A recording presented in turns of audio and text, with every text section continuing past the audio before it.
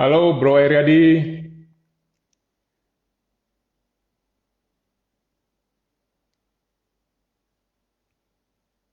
Oke, ini ada Ko Tommy Wong yang tadi sedang live dengan Pak James Kui dan Pak Anton Teddy. Ternyata sudah selesai, sudah bisa Finally, bergabung.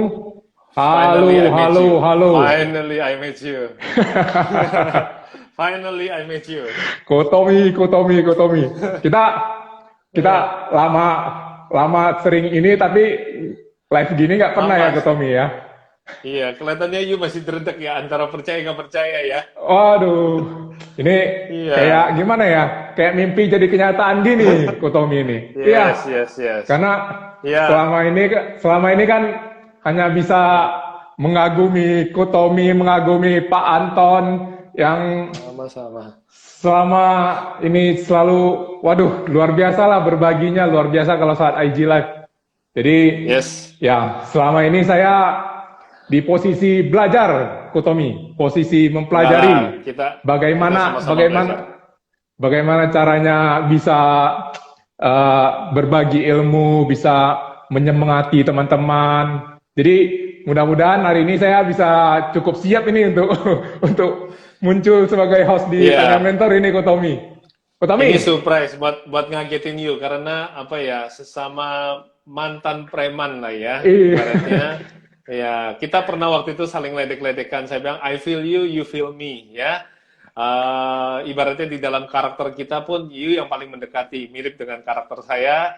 Jadi somehow kita bahkan nggak menyiapkan e-flyer tidak siapkan.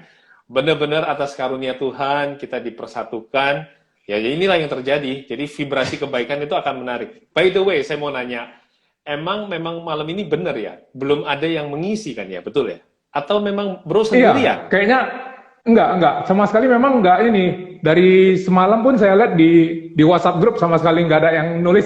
Karena Tapi jadwal karena saya hari you baik Sabtu sih. hati, ya. Tapi karena you baik hati dan Yang Maha Kuasa tahu you baik hati dan Dia tahu apa yang kamu inginkan, walaupun tidak terjadi ada e-flyer dan sebagainya, tapi Tuhan tahu hati Bro Agus, gitu loh. Tuhan tahu, Tuhan sayang sama Bro Agus dan Dia tahu Bro Agus itu ibaratnya merindukan untuk bisa live bareng Kotomi. Mungkin masih harus ngobrol jadwal karena Ya. saya tahu you sungkan ya, Kotomi kan waktunya ya you prioritas orang lain duluan lah. Makanya saya barusan sama Panton kan you sempet join tuh. Saya bilang gini, orang yang sayang dan peduli pada sesama manusia, dia itu disayang Tuhan. You tahu, you bisa sih. Kalau mau langsung WA saya, mau langsung kita satu grup ditanya mentor. Kotomi, please sama saya kayak kemarin Bro Eriadi ya. Kotomi bisa nggak sama saya jam 9? Saya bilang ayo saya temenin ya kan. Kotomi saya belum belajar ini, nggak usah pusing, saya belajar dari Mr. James gue jalan duluan, saya temenin you jalan duluan. Jadi saya mau vibrasi kebaikan ini menular, rezeki dari atas kita salurkan kepada sesama. Nah bro begitu sayang sama teman-teman, you tahu Kotomi lagi dipanggil untuk memberikan bantuan buat orang lain. Saya nanti aja lah, nggak apa-apa. Tapi ya itulah, Tuhan sayang sama you. Dia tahu you punya kerinduan. Oke, dia yang hadiahkan, itu rasanya, you bayangin aja. I still feel loh, ini tuh, masih merinding nih saya. Ya kan? sama, sama. Kenapa? Karena gini, saya dalam hati nih ya, jujur, saya sudah merasa bahwa, oke, kan saya pernah janji, saya punya janji. Saya bilang, saya akan selalu mendahulukan teman-teman saya pengen lihat mereka maju. Kalau sampai ada kekosongan, saya masuk untuk isi. Ko Anton juga komit. Kalau memang udah mereka isi, kita akan kerjakan yang lain.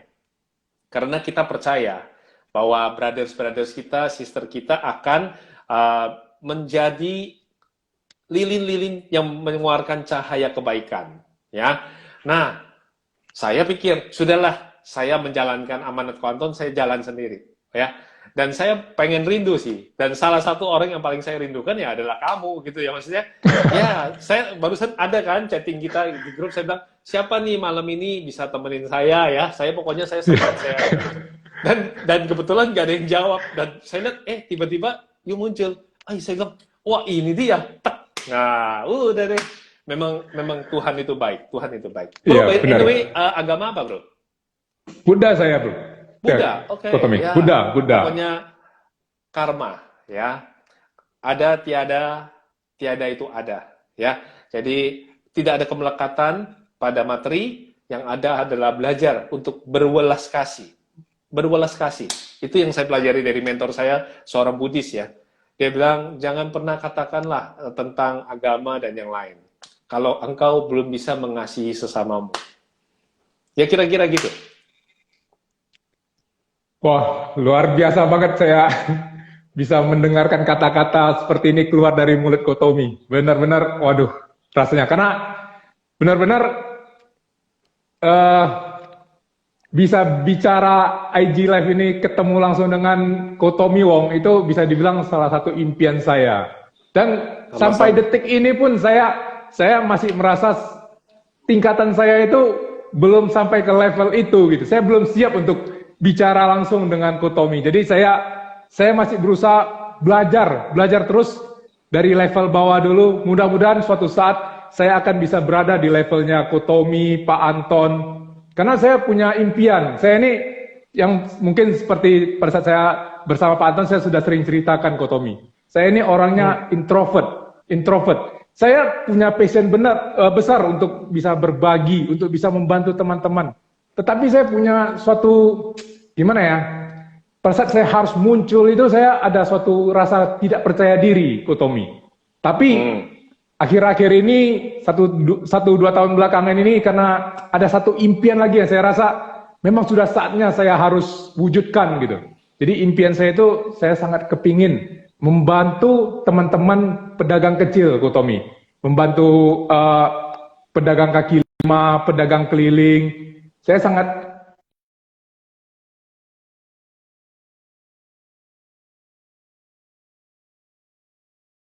mau nggak mau, sekarang saya harus benar-benar belajar gimana caranya bisa berkata-kata yang baik, bisa mengeluarkan ucapan-ucapan yang bisa memotivasi mereka, membuat mereka lebih semangat dalam menjalankan usaha mereka. Dan saya menemukan itu pada sosok Ko Tommy Wong dan Pak Anton Teddy. Saya merasa apa yang sering kalian ucapkan, sering kalian sharing itu benar-benar sangat-sangat sangat memberikan semangat gitu. Oke. Kayaknya internetnya Kalau gitu gini. agak Kal- silakan Go. Kayaknya internetnya agak pelan ini. Nggak apa-apa. Kalau gitu gini, mari malam ini, yuk teman-teman kita wujudkan impiannya Agus ya. Malam ini kita wujudkan impiannya Agus. Ini internetnya Agus lagi nge-lag, nggak apa-apa. Kotomi, Iya. saya sambil tunggu. Tapi yang jelas saya yakin suara saya sampai di Agus. Yuk kita Suara sama-sama bisa mendoakan. kedengaran Ko Tommy?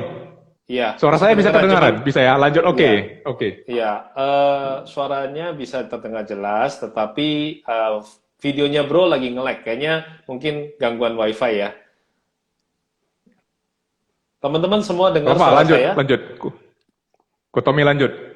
Oke, teman-teman dengar suara saya? Tes dulu ya. Saya dengar dengan jelas. Saya dengar suara Ko Tommy dengan jelas di sini. Oke, kalau gitu mari kita semua menyatu untuk mendoakan kebaikan bagi Bro Agus.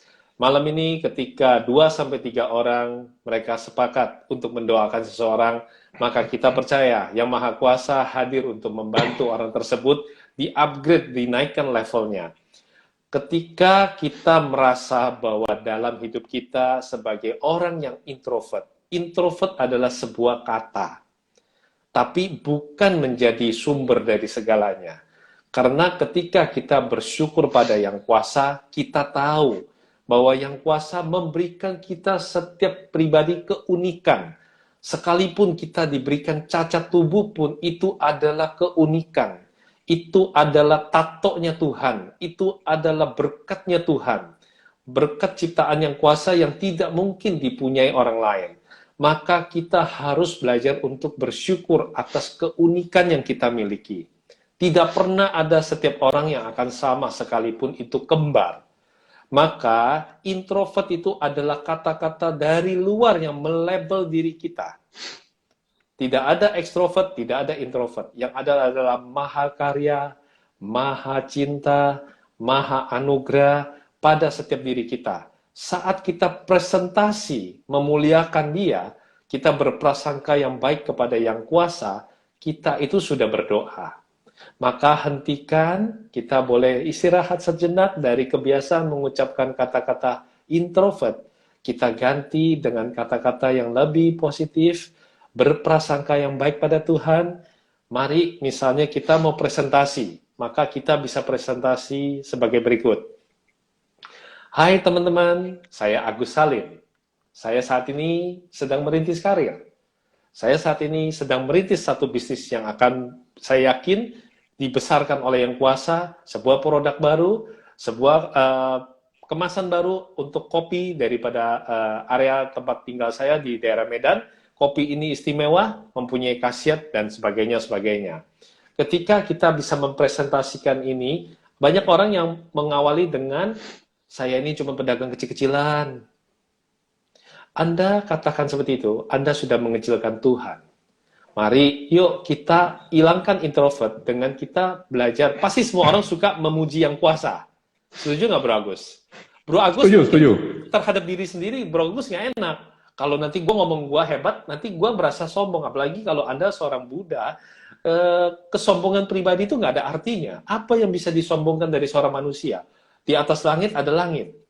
Tetapi ketika kita mengubah menjadi saya begitu mencintai Yang Kuasa, saya senang Yang Kuasa menciptakan saya memuliakan dia dengan saya Agus Salim. Wah, nadanya saja sudah begitu membahana. Ya kan? Saya seorang pedagang yang sedang merintis karir yang saya yakin akan memberikan banyak manfaat bagi manusia. Apa yang salah dengan kata-kata itu? Tidak ada. Daripada misalnya kita presentasi, saya apalah atu kotomi, saya mah cuman remahan, res-resan, rengginang di kaleng pojokan. Aduh, kenapa sih mempresentasikan diri sedemikian buruknya di mata Tuhan? Itu nomor satu, bro. Nomor dua, sebenarnya tentang kelayakan. Kalau memang tidak layak, maka tidak ada keselarasan. Hari ini Anda dipertemukan, itu artinya Anda sudah memiliki kapasitas untuk sebuah kelayakan. Tidak pernah ada kata yang cukup, bro.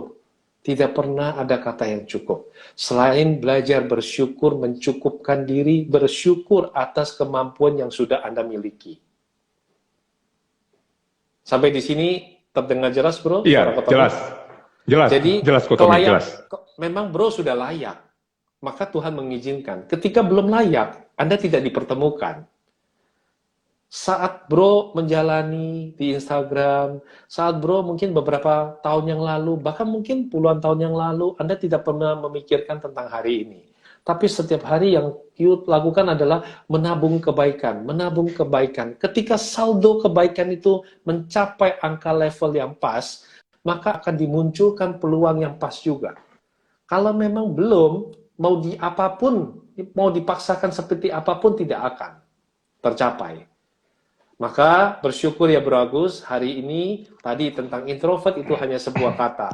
Kemudian tentang kelayakan, Bro sudah merasa ada keselarasan ya.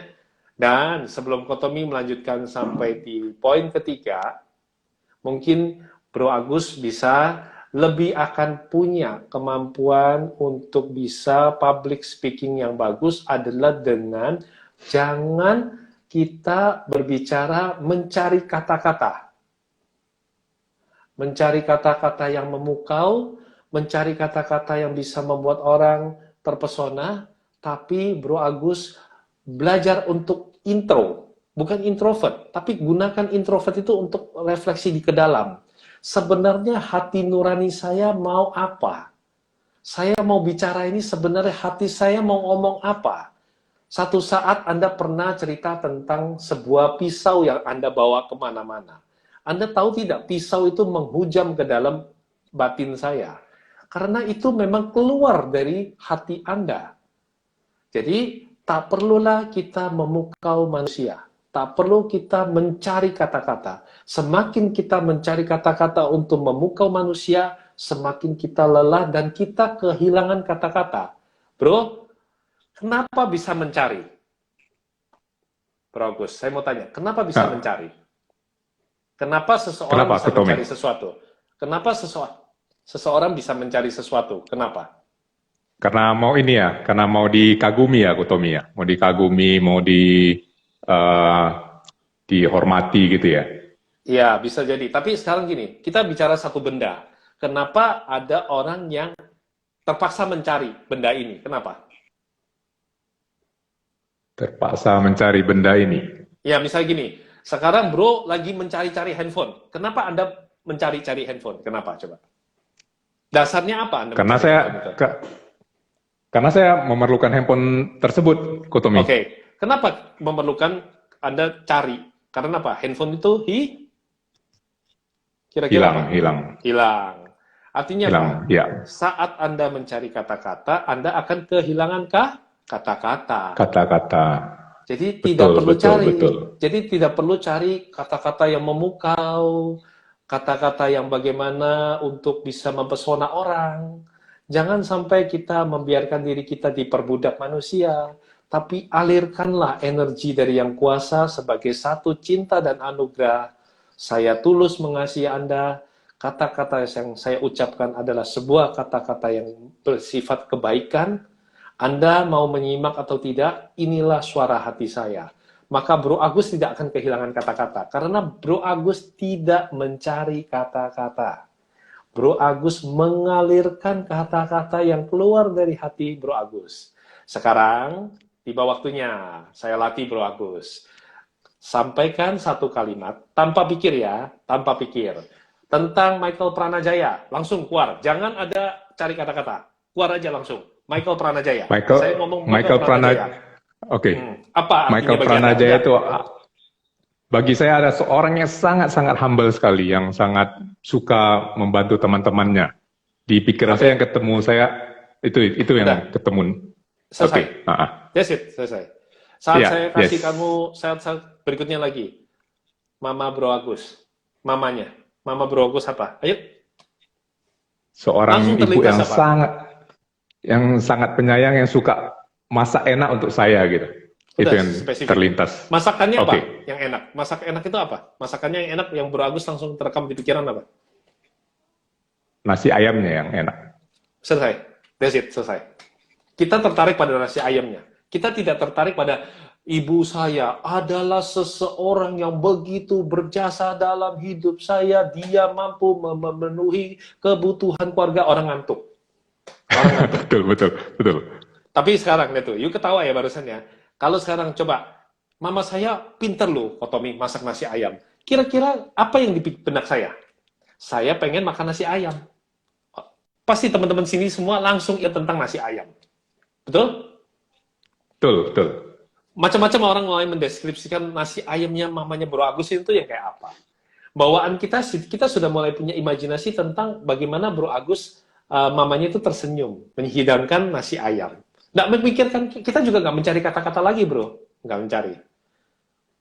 Nih, ada Michael Pranajaya ikutan di sini, saya rasa tentunya ini akan sangat membantu juga ya. Oke, sekarang saya banyak belajar sih. Ya. Banyak belajar dari Bro Michael Pranajaya. Oke, nah sekarang kita coba ya di level berikutnya nih. Ketika Bro mau bicara, kira-kira kan seringkali orang bingung memulai kata-kata itu dengan kata-kata seperti apa ya, bukan? Ya. Kata-kata yang Anda mau keluarkan itu adalah langsung yang spesifik. Yang langsung bisa diingat orang. Contoh, Anda pernah mengeluarkan satu bilah pisau. Kemudian Anda bilang, teman-teman pernah tahu pisau seperti ini? Maka benak kita langsung akan tertuju pada pisau itu. Sangat spesifik. Kemudian dari situ baru storyline-nya Anda tarik. Pisau ini pernah belasan tahun mengikuti saya, membayangi saya, sebagai alat di mana saya menyesali saya pernah melakukan kejahatan, ataupun saya pernah membela kebenaran dengan pisau ini. Kira-kira kita tertarik nggak untuk mendengarkan cerita lebih lanjut? Siapa yang tertarik bro. mendengarkan cerita? Oke. Iya, tertarik kan? Tertarik. Dengan apa yang kamu mau melakukan dengan pisau itu. Bandingkan dengan ketika saya Agus Salim. Selamat pagi semuanya. Saya Agus Salim. Saya hari ini akan mempresentasikan satu alat yang dulu pernah bersama saya kemana-mana saya bawa. Teman-teman tahu tidak, ini adalah pisau. Pisau ini gunanya ini itu. Kira-kira mana yang lebih membuat orang langsung membias? Kalau Simple ya yang bro ya. ya kalau yang tadi boring banget itu pasti nggak Iya, ini iya, nggak nancep di iya, pikiran orang. Banyak yang nggak iya. ngikutin jadinya. Iya, jadi ini sama lah. Sama seperti kalau misalnya kita sekarang menggunakan media sosial, Kotomi belajar dari mentor ya, salah satu mentor yang humble, mereka katakan bahwa kalau kita mau supaya kita dapat attention daripada orang lain, maka kita harus bisa menyelesaikan problemnya orang lain. Dan kita harus Setuju, mencari problem apa yang sebenarnya kita ingin jadikan sebagai topik. Kalau gitu setuju. sekarang saya tes.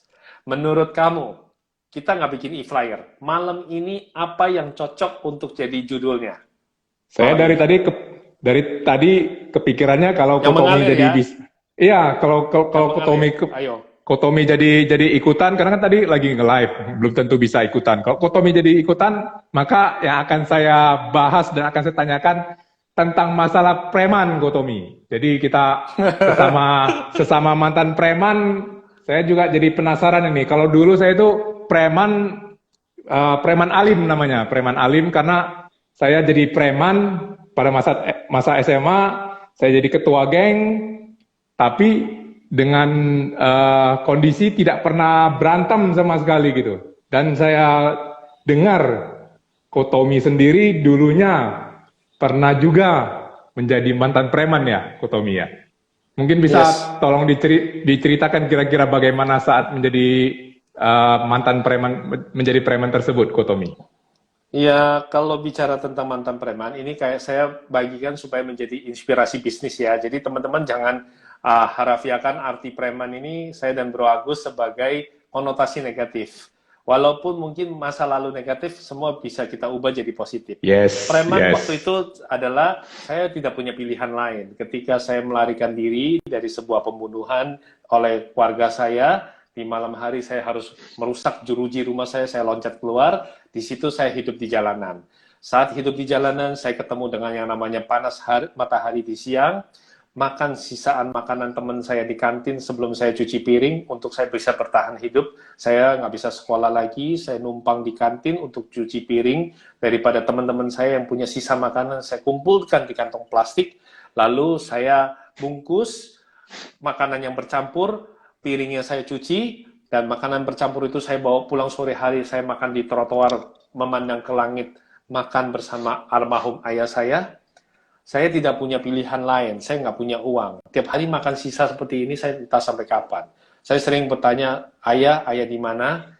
Apakah ayah tahu saya kondisi seperti ini? Saya tidak, mama saya jatuh sakit berat, jadi saya tidak punya siapa-siapa di jalanan. Akhirnya ada tukang becak yang melirik saya, dia lihat saya, dia kasihan, lalu saya boleh tidur di becaknya. Becak ya mungkin teman-teman tahu adalah kendaraan roda 3 ya, yang digoes ya, dipancal seperti sepeda, tapi dia roda 3 yang biasa bawa penumpang. Malam hari saya tidur di becaknya bapak ini, Pak Budi ya, ayah angkat saya, dan saya tidak mungkin terus-menerus hidup seperti itu, Bro Agus. Jadi Ya, saya coba siang hari saya belajar sesuatu dari beliau. Ternyata beliau adalah orang yang suka mengadu jangkrik. Mengadu jangkrik itu artinya anak kampung dengan anak kampung diadu, siapa yang memenangkan pertarungan akan dapat 500 rupiah. Bagi saya uang 500 rupiah waktu itu sangat besar. Jadi saya bertarung. Babak awal saya sering kalah. Tapi setiap kali kalah saya mencoba bangun karena saya nggak punya pilihan lain. Saya khawatir kalau ayah angkat saya uangnya habis. Saya nggak enak sama dia, saya numpang di becaknya. Maka dengan darah yang bercucuran, saya bangkit lagi, saya tarung kembali lagi, dan dengan kondisi mulut yang berdarah-darah kayak gitu, lawan saya menjadi jauh lebih takut. Makanya kalau buat teman-teman yang saat ini mengalami titik terendah, yang perlu Anda lakukan adalah bangkit kembali lagi. Karena mau itu lawan bisnis Anda, mau itu partner yang mengkhianatin Anda, teman-teman mungkin yang pernah menjahati Anda, mereka akan keder. Mereka nggak sangka. Menjatuhkan orang itu biasa. Tapi orang yang dijatuhkan mampu bangkit kembali, itu orang yang luar biasa. Saya ulangi sekali lagi ya teman-teman. Hidup ini menjatuhkan orang itu biasa. Tetapi bagi kita yang pernah dijatuhkan, kita mengambil keputusan untuk bangkit kembali, kita adalah pribadi yang luar biasa. Dan disitulah kita menunjukkan bagaimana kita sebagai karya Tuhan, kita mampu untuk melakukan satu kebaikan berikutnya. Tidak masalah, kita belajar dari rasa sakit yang ada. Dan saya memenangkan pertarungan, dari situ saya punya kebiasaan. Lalu saya disinilah, saya ketemu dengan anak-anak jalanan yang suka dibully, bro. Ya, Ya. lanjut kok, Nah, lanjut. saya merasa kasihan pada anak-anak jalanan itu, jadi saya rekrut. Jadi ini bukan rekrut tanya mentor atau rekrut anggota BM atau rekrut ketua mentor BM dan sebagainya ya. Tetapi memang inilah cikal entrepreneur bakat saya. Jadi saya semua teman-teman bukan reseller, tapi semua teman-teman anak-anak kecil yang perawakannya lebih kecil daripada saya kumpulkan, saya briefing, saya ibaratnya saya kasih ilmu, saya ajarin cara mukul, dan mereka sesama anak-anak tukang koran, kita bersama-sama, saya bilang selanjutnya kita jangan jalan sendirian, kita jalan bersama-sama. Kalau ketemu dengan preman jalanan, kita kroyok rame-rame, jangan pernah takut. Dan ya disitulah akhirnya saya menjadi preman jalanan yang melindungi warung-warung yang ada di sekitar tempat pemukiman. Jadi kan dulu itu sering ada preman yang mabok, minta duit sama ibu-ibu jamu, minta macam-macam gitu ya bro ya. Nah, kita terpanggil. Ketika lihat ada pedagang yang dianiaya, kita langsung kerubungin rame-rame, kita bilang ini sudah dalam proteksi kita. Mau apa kamu? Dan preman itu bingung karena jumlahnya besar. Berarti konotasi preman itu sebenarnya tidak pasti jahat ya, Kotomi ya? Tidak. Preman itu kadang-kadang adalah mungkin orang yang perawakannya, penampilannya itu ibarat setan, tetapi dia berhati malaikat. Iya. Yang mengerikan itu... bro, yang mengerikan itu adalah orang yang berwajah malaikat tapi berhati setan bro. Betul. Itu yang ya kan? mudah-mudahan dalam hidup ini kita jangan sering-sering ketemu yang seperti itu ya, Kotomi ya. Karena bisa bahaya ini. Tapi saya lihat kalau kita terus berbuat kebaikan, kita terus menjalin hubungan dengan teman-teman yang positif, ya mudah-mudahan orang-orang yang berhati jahat, mudah-mudahan bisa menjauh dari kita. Jadi saya lihat memang kalau pengalaman kita dulu sebagai mantan preman, bisa sisi positifnya cukup banyak juga, Kotomi. Karena kita bisa belajar bagaimana caranya menjadi seorang pemimpin. Dan yang seperti saya bilang tadi, kalau sebutan kita preman, tapi kalau yang kita lakukan itu tidak merugikan orang lain, sebenarnya kita juga bukan preman yang jahat gitu. Karena seperti ya, saya sendiri juga bukan memuji diri, Kotomi ya, tapi saya merasa memang saya pimpinan geng, anggota saya itu banyak yang suka berantem lah, yang sampai masuk penjara lah. Tapi ya kalau dipikir-pikir, saya sendiri sebagai ketua mereka, saya nggak pernah berantem, nggak pernah ngerokok, nggak pernah minum bir, nggak pernah pakai narkoba. Dan saya juga fokusnya supaya mereka bisa menjadi orang yang lebih baik gitu. Jadi ya itu cukup suatu masa hidup yang bisa kalau kita ceritakan saat sekarang ini di usia seperti ini cukup seru, tapi juga membawa hikmah bahwasanya kita diberi kesempatan untuk pernah sebagai orang yang dianggap preman, tapi setidaknya kita juga bisa belajar dari masa-masa tersebut gitu. Terus saya perlu... Ini ada salam dari NTT nih bro, dari Sei Oparote. Ya, Aparote. Ya. Terima kasih dari NTT, salam. Ya, bro, jangan pernah kecil hati. Saya pernah belajar dari kalimat ini bahwa orang suci pun memiliki masa lalu. Setiap pendosa berhak punya masa depan yang lebih baik. Setiap orang suci punya masa lalu, tetapi setiap pendosa punya masa depan. Setuju. Kotomi, saya cukup penasaran ini. Kira-kira kapan dimulainya Kotomi bisa mempunyai suatu keinginan yang luar biasa kuat untuk terus-menerus seperti sekarang ini membantu terus membantu teman-teman, terus memberikan motivasi. Apa sih yang mendorong Kotomi bisa berubah menjadi seorang yang seperti Kotomi yang sekarang ini gitu? Saya berangkat dari kuli panggul, berangkat dari preman jalanan, berangkat dari anak jalanan, berangkat dari penjual kios koran, kios majalah dan jualan koran. Saat saya berhasil diubah Tuhan menjadi pengusaha yang akhirnya bisa berangkat ke mancanegara naik bisnis kelas, mendapatkan penghargaan langsung dari distributor Koreanya langsung ditandatangani di Korea, piagamnya dan sebagainya, membuat saya melihat dunia ini ibaratnya saya jentikan jari, saya bisa beli apa saja yang saya mau. Namun saat saya mencapai titik tertinggi, disitulah saya kurang hati-hati, saya percaya pada orang yang salah, saya percaya pada partner bisnis yang salah, saya ibaratnya waktu itu masih zamannya offline, saya tahu ada bahaya online dan saya percayakan bisnis online saya pada orang yang salah, maka saya kembali jatuh ke titik yang terendah.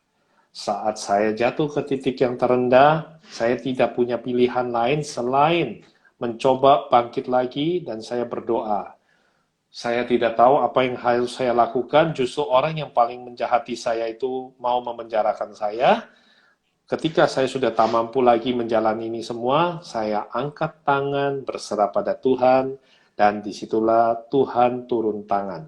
Jadi bagi teman-teman yang saat ini Anda mencapai titik terendah, jangan berkecil hati, karena bisa jadi titik terendah dalam hidup Anda adalah kesempatan Anda berdoa, angkat tangan, dan Tuhan turun tangan, maka Anda akan mencapai kembali ke titik yang terindah. Kenapa saya bisa katakan itu? Karena saya telah menjalaninya. Saat saya mencapai titik terendah, tidak ada siapapun yang dulu bersama saya mau bergaul kembali sama saya. Saat saya mencapai titik terendah, teman-teman yang saya pikir sebagai saudara menghilang satu persatu bagaikan ditelan gurun Sahara. Benar-benar saya tidak tahu harus menangis pada siapa, cerita pada siapa. Selain saya bersujud di kaki ibunda, dan ibunda saya meminta saya bangkit, dia katakan bahwa tidak apa-apa, hari ini kamu telah membuat rumah kita menjadi abu. Waktu itu saya bilang, rumah kita satu-satunya, bahkan bukan cuma mobil mewah atau apartemen dan villa, semua saya sudah jual, ya, pun tak cukup untuk melunasi utang yang ditimbulkan oleh kerugian partner saya itu. Saya tidak lari, tapi dia lari. Saya tak jaga nama baik, tapi perjuangan menjaga nama baik itu membuat saya harus kehilangan rumah tempat tinggal saya. Saya tidak memiliki apa-apa, saya bilang sama mama saya sujud, saya bilang, Mama maaf, saya sudah membuat rumah kita menjadi abu. Tapi disitulah saya terharu, mama saya minta saya bangkit, dia katakan bahwa tidak apa-apa, hari ini kamu telah membuat rumah kita menjadi abu. Tapi kamu harus mencampurnya dengan air mata, bentuk jadi batako, bangunlah kembali satu rumah yang megah untuk mama. Dan ketika saya mendengar kalimat seperti itu, saya bangkit bro. Saya bangkit. Ternyata abu dicampur dengan air mata. Selama kita menjaga nama baik. Dalam waktu kurun 15 tahun saya berjuang membesarkan suatu merek menjadi nomor 1. Saya roboh begitu saja. Ya, di titik tertinggi saya roboh.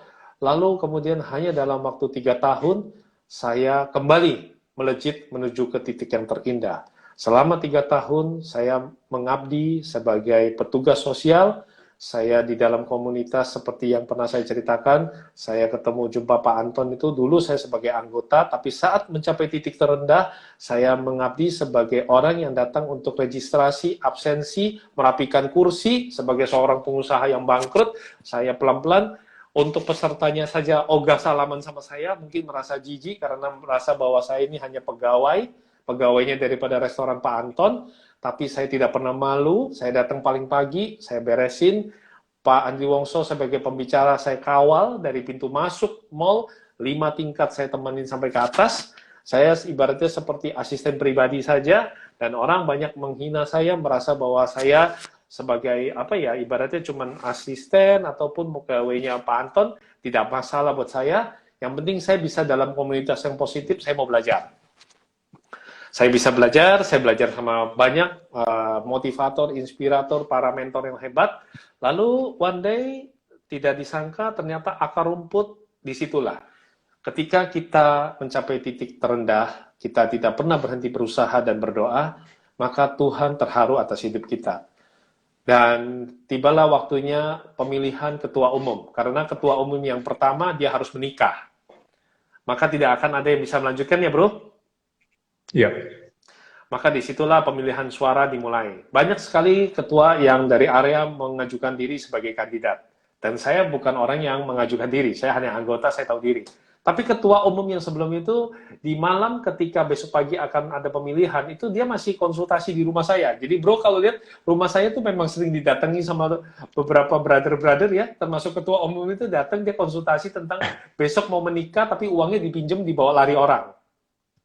Wah, luar biasa, luar biasa. Dan waktu itu saya masih kuatkan dia, saya doain dia. Saya nggak pernah pikir bahwa besoknya saya akan berubah menjadi ketua umum ya. Jadi saya masih ngomong, dia juga nggak pernah tahu, dia juga nggak pernah mengajukan saya gitu loh. Lalu kemudian saya tabahkan hati dia, selesai dia pulang. Besok pagi saya dipanggil sama Pak Anton bersama Dewan Pembina untuk datang ke kantor salah satu pembina gitu ya di daerah Setiabudi Kuningan ya.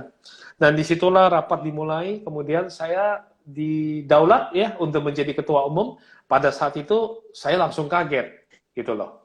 Hah? Saya jadi ketua umum? Bukankah banyak sekali pilihan, bahkan ada wanita dan sebagainya, kenapa mesti saya? Saya bilang, kita menentukan akar rumput telah memilih kamu untuk menjadi ketua umum. Saya bilang sama Pak Anton, saya nggak mau.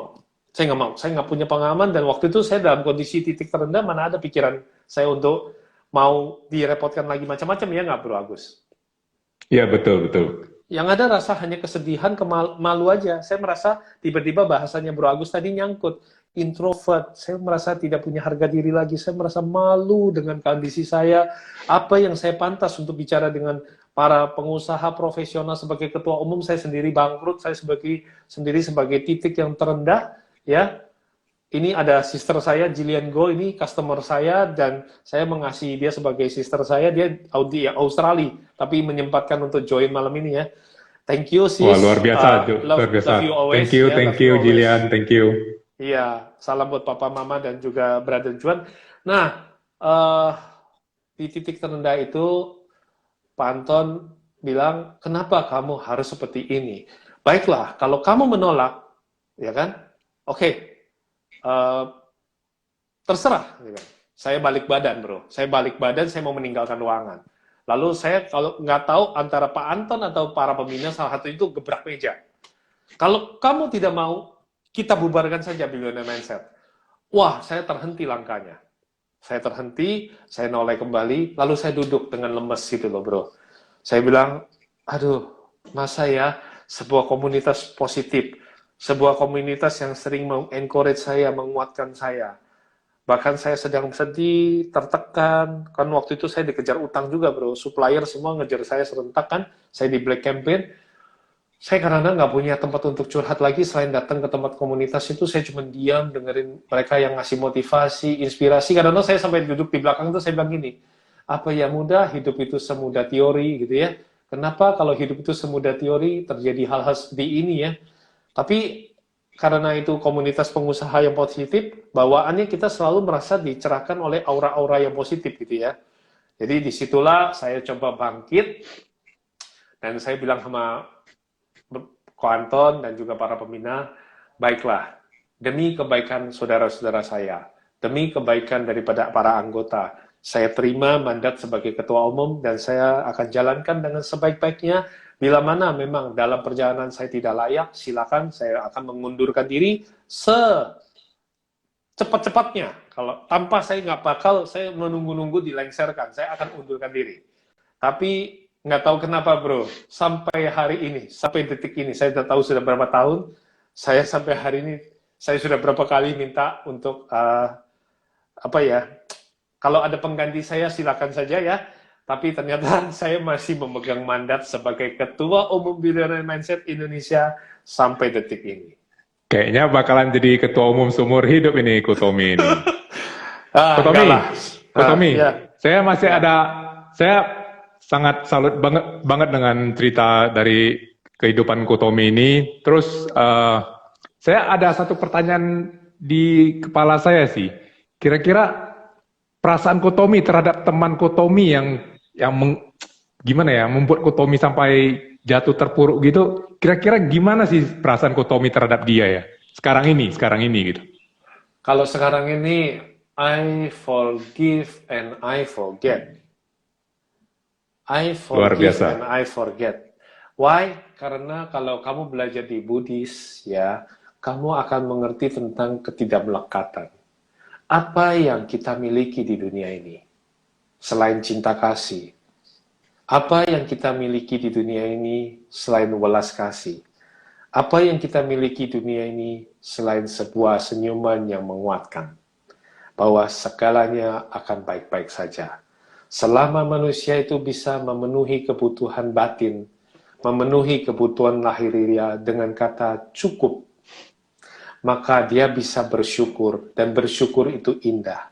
Bersyukur atas segala kecukupan yang Maha Kuasa tidak pernah mengurangkan. Malulah pada burung yang di udara yang tidak pernah khawatir sehari pun dalam mendapatkan makanan. Burung di udara selalu Tuhan pelihara. Bunga di taman selalu Tuhan pelihara. Masakah kita sebagai makhluk ciptaannya tidak diberikan anugerah untuk memenuhi kebutuhan kita? Ada, selalu ada. Tetapi ketamakanlah, kebencianlah, keiri hatianlah, dan juga ketidakmampuan untuk memaafkanlah yang membuat kita terjebak dalam sebuah lubang gelap yang tak kunjung selesai kesedihan. Tak ada aku gunanya menyesali apa yang sudah terlewati.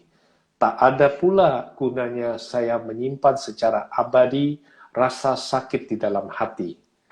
Yang ada adalah aku berjalan, menatap masa depanku, dan selama dalam perjalanan, aku memberikan cinta kasih kepada sesamaku, dan aku bersedia menjalani kembali kehidupan ini, menaburkan benih-benih kasih sepanjang jalan, agar tak kala aku harus kembali padanya, telah memiliki taman-taman yang indah, yang telah menumbuhkan banyak bunga di mana-mana.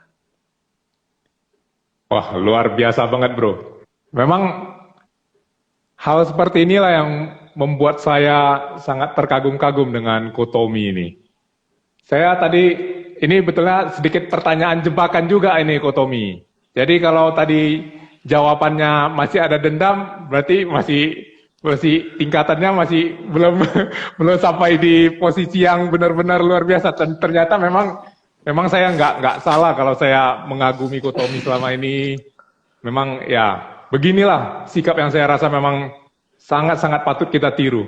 Seorang Kotomi yang dari posisi yang luar biasa sukses bisa jatuh sampai habis, sampai hilang semua, tapi Kotomi bisa memaafkan teman Kotomi tersebut, bisa melupakan kesalahan dari teman dari Kotomi tersebut. Ini benar-benar sikap yang pasti kita semua harus contoh. Dan kalau kita berada pada posisi tersebut, kita juga harus bersikap seperti Kotomi, dan mudah-mudahan jalan untuk kita kembali bangkit, untuk kita kembali sukses itu pasti diberikan terbuka lebar ya Kotomi ya. Pasti. Oh ya karena Kotomi, gini, ada ya. Apa?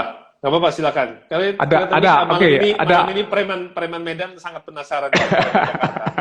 Kita izinkan saja. Ada satu lagi. Izinkan saja. Oke, ini main libas terus ini pertanyaannya, nggak nunggu apa lagi nih. Ini ada satu pertanyaan juga yang selama ini saya sangat-sangat sering jadi pertanyaan di kepala saya juga nih. Saya sendiri sebenarnya seorang yang dulunya tinggal di kampung, Kotomi. Saya tinggal di kampung masa kecil. Saya sering, teman saya 99% pribumi, saya sering main ke masjid. Bahkan pada saat kecil itu ya belajar membaca Al-Quran juga sedikit-sedikit, tapi sekarang udah lupa. Dan saya sering lihat Kotomi mengatakan bahwasanya Kotomi itu sering belajar dari Ustadz. Ini juga menjadi salah satu pertanyaan bagi saya, karena bisa dibilang sangat langka teman-teman yang bersuku Tionghoa ini bisa berbesar hati mau belajar dari Ustadz. Jadi apa sih yang mendorong Kotomi untuk belajar dari Ustadz dan apa yang Kotomi dapatkan? Saya dari dulu itu orangnya suka belajar, bro. Jadi saya belajar ilmu kehidupan dari teman saya Buddhis adalah Aderai, Oke. ya, binaragawan itu. Saya belajar Iya. dari dia. Kemudian saya belajar Buddhis itu dari sahabat saya yang pelayanan di Buddha Ceci. Dan saya belajar, saya khususnya ini eksklusif buat Bro Agus Salim di sini. Saya belajar ilmu di tempatnya seorang kakak bagi saya adalah Ustadz Ahmad Nurkolis dan Ustadz Yusuf Mansur. Itu adalah di saat saya menghadapi titik terendah, saya tiap hari hanya bisa mengeluarkan darah dari hidung karena saya stres berat. Kata dokter, itu merupakan satu karunia Tuhan. Saya tidak habis pikir dikhianati orang yang begitu menyakiti saya. Jadi, saya untung tidak stroke, tapi Tuhan sayang saya, darahnya dikeluarkan melalui hidung saya. Jadi, tiap hari saya itu kalau mimisan bisa setengah ember, bro. Dan di momen itu saya tidak bisa apa-apa. Kalau saya naik eskalator di mall, ya tempat toko saya, Jillian ada di sini, dia tahu, itu saya mungkin bisa terbanting jatuh karena kaki saya itu lemes, ya. Belum lagi kadang-kadang si tanda kutip bajingan itu alias musuh saya itu kadang-kadang dia sebagai distributor dia bisa hilir mudik ke tempat toko saya. Karena gini, toko saya yang di seberang itu diambil alih kan.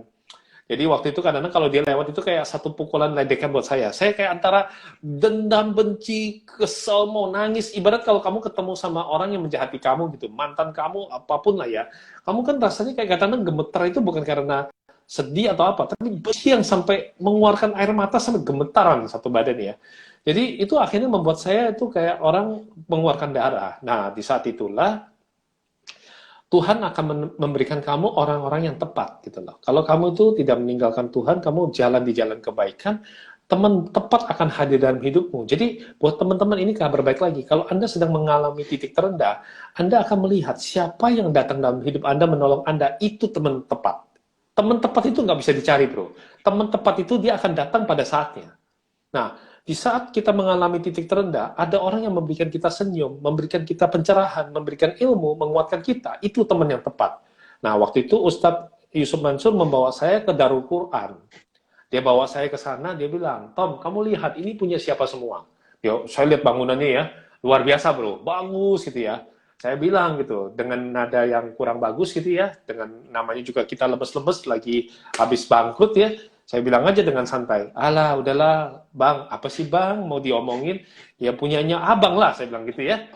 Dalam hati saya berisik banget sih gitu ya, saya lagi titik terendah, abang banyak ngoceh gitu ya, pamer kekayaan pula gitu ya. Udahlah, ya tak usah ngomong banyak lah, punyanya abang lah. Tiba-tiba saya ditampar bro, kamu ini katanya gitu, ya kan? Kamu pikir ini punya saya? Ini titipan Allah, katanya dia bilang. Ini titipan yang maha kuasa. Saya hanya menjalankannya. Saya seorang ustadz. Saya memimpin dengan kebenaran agama untuk mengajarkan umat. Ini bukan titipannya saya, ini titipan. Saya diem. Kamu harus malu, Tom. Kamu berdoa sehari, saya Kristiani, berdoa sehari hanya 3 kali. Saat engkau mau makan saja. Kau ucap syukur saat kau menikmati makanan. Kamu hanya mau terima yang indah, tapi kamu tidak mau terima yang sulit dari Tuhan. Saat kamu mengalami ujian, apa yang kamu bisa ucap syukur? Kamu tahu tidak katanya? Saya berdoa, bangun pagi jam 4 pakai toa manggil Allah saya. Saya tidak tahu Allah saya mau jawab saya tidak. Dan itu saya lakukan 5 kali sehari. Kamu baru doa 3 kali, kamu minta rezekimu dikembalikan. Malu, Tom. Wah, di situ bro, saya kalau ibaratnya tampar di TV itu masih ringan ya, tampar di hati itu yang membuat saya oke, di situ saya belajar bro. Jadi disitulah saya belajar bahwa doa pun butuh copywriting yang tepat. Dan bicara tentang doa butuh copywriting yang tepat, saya akan berikan eksklusif hanya dengan Bro Agus Salim dalam Tanya Mentor selanjutnya. Jadi tunggu saja kapan Bro Agus Salim akan mengundang saya untuk kita sharing doa butuh copywriting yang tepat, ditanya mentor, di e-flyer. Kalau ini kan memang sebuah surprise buat teman-teman. Tapi khusus malam ini untuk Bro Agus, saya akan nanti sharingkan bagaimana doa pun butuh copywriting yang tepat. Karena Kotomi yakin ini mungkin tersisa beberapa menit ya. Iya, Jadi saya harus bagi-bagi. sudah mau habis nih. Ya. Oke, jadi saya sangat kepingin sekali tadi apa yang Kotomi katakan. Mudah-mudahan, terutama teman-teman di Medan ini bisa dengar. Karena terus terang ya Kotomi ya, di Medan ini pembauran masih sangat kurang gitu. Saya lihat masih sangat kurang. Jadi masalah agama ini kadang masih sangat sensitif. Jadi saya sangat kepingin apa yang dikatakan Kotomi ini bisa disadari teman-teman bahwasanya kita dengan teman-teman yang beragama apapun, jangan ada gap, jangan ada jurang pemisah. Kita harus berteman baik dengan mereka dan bahkan sangat banyak hal-hal yang bisa kita pelajari dari mereka ya, Kotomi ya. Seperti Kotomi berarti kan bisa banyak sekali mendapat bimbingan dari teman-teman Kotomi yang merupakan ustadz gitu. Dan saya juga pada saat saya kecil saya juga sangat merasa bahwasanya teman-teman saya yang